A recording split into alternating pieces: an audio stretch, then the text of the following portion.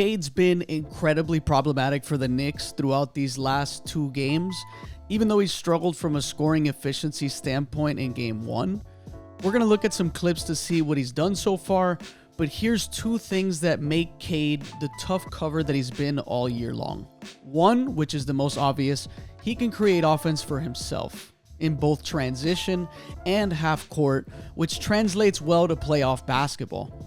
He has a very Luka/SGA understanding of playing with pace to get the looks that he wants.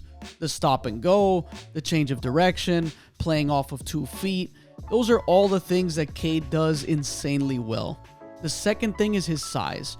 This dude is 6'6", 220 pounds, so this allows him to take on a multitude of defenders that switch onto him and muscle through some contact on his way to the basket. And it also helps him see the floor when he's being pressured by help defense. Let's get to the clips. Here's Cade in transition with Josh Hart on his heels. Hart's going to do his best to stay in front of this 6'6", 220-pound dude coming downhill and trying not to foul him. Cade initiates contact while protecting the ball, and he uses that long wingspan to do the rest. Pretty simple.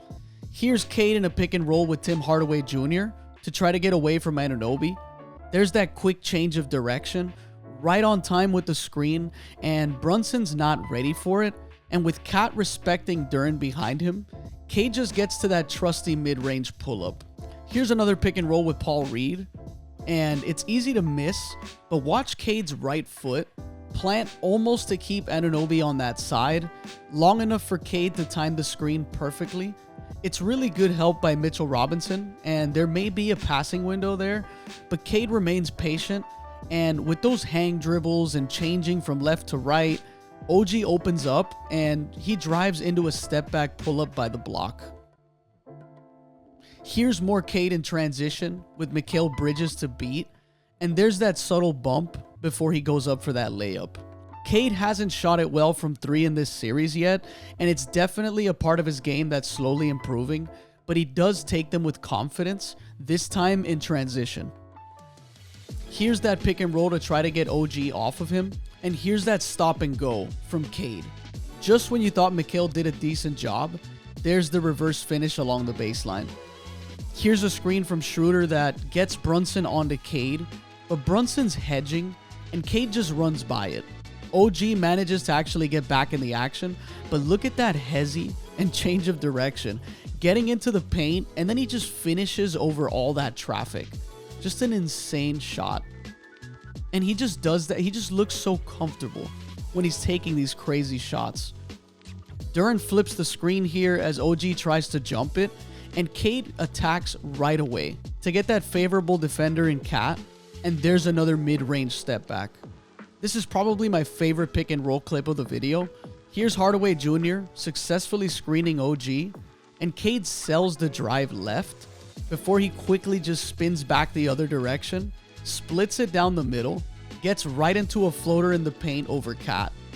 Just the display of ball control, the decision making, the ability to make tough shots over some tall defenders. This dude just has everything in his bag. More Cade in transition against Mikal again, but this time with a smooth behind the back dribble and finishes with that nice dunk. Here's Tobias setting the screen this time.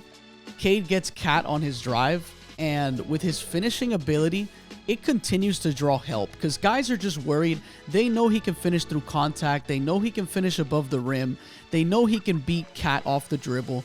And there's Josh Hart for good measure to just try to stop that drive. And Cade makes that last second dump off to Paul Reed, and it's 2 more for Detroit. Here's Cade with OG in front of him. There's that nice change of direction that opens up OG, and OG stays along for it, but Cade absorbs the contact on his way to the basket, and it's another tough finish. Here's Cade off of a usual double drag that the Pistons like to run for him. Schroder sets the first one, then Paul Reed sets the second screen. OG fights through with Cat coming over to help, and there's that height that provides him that vision to make that pass to Reed on the roll.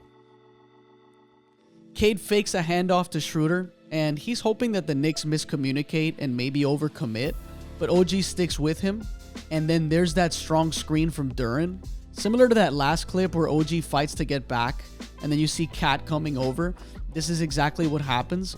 And there's that famous Cade to Duren alley-oop that we've seen all season long. Here are some passing clips from game 1.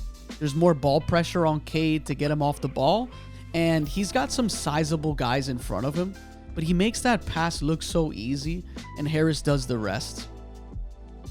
Cade does a great job of reading the floor while eyes are on him, and here's Brunson top locking Tim Hardaway Jr. to prevent him from catching the ball and potentially shoot a 3. He's trying to stop him from taking a pin down from Isaiah Stewart, and Hardaway Jr. intelligently uses that against Brunson, and he cuts to the basket instead, and Cade makes the bullet pass right away.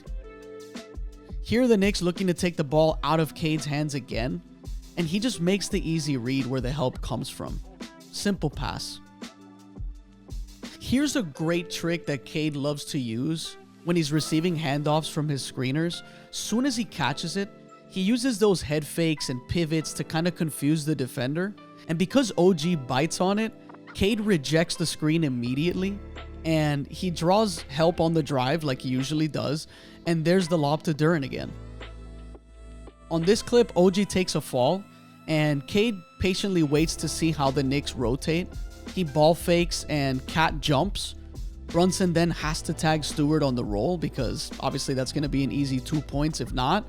And Cade just makes the next read to Hardaway Jr., and it's another 3 for the Pistons. This has been an awesome series to watch so far, and the Pistons fans are getting a well-deserved, long-awaited season to remember, and I can't wait to see who comes out on top. But the Knicks are looking like they're in a high-pressure situation now that they've lost home court advantage. Thanks for watching this video. This is the All Things Basketball Podcast. I'm your host, Vic Lopez, as always, and I'll catch you guys on the next one. And that's it. The Pistons end the longest losing streak in NBA playoff history. They win their first